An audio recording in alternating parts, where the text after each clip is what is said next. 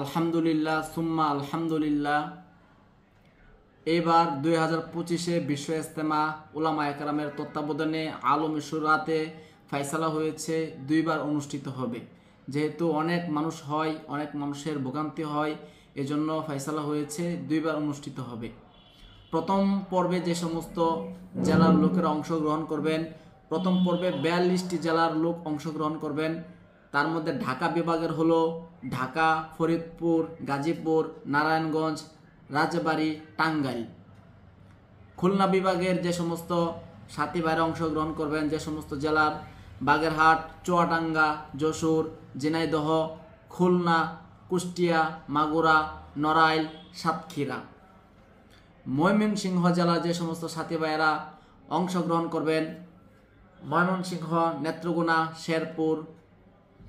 রাজশাহী বিভাগের যে সমস্ত জেলার লোকেরা অংশগ্রহণ করবেন, বগুড়া, নাটোর, চাঁপাইনবাবগঞ্জ, রাজশাহী।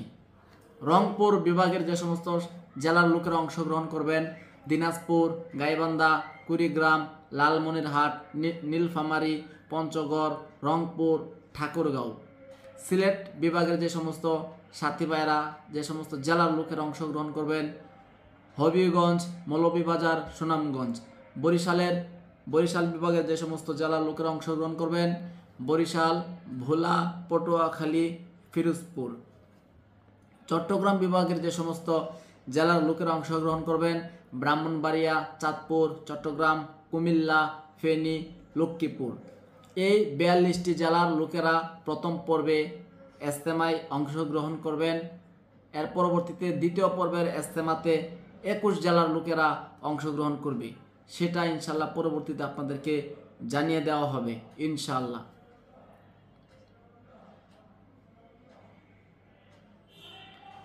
প্রথম পর্বের ইজতেমা হবে 31শে জানুয়ারি, 1-2 ফেব্রুয়ারি, শুক্রবার, শনিবার এবং রবিবার।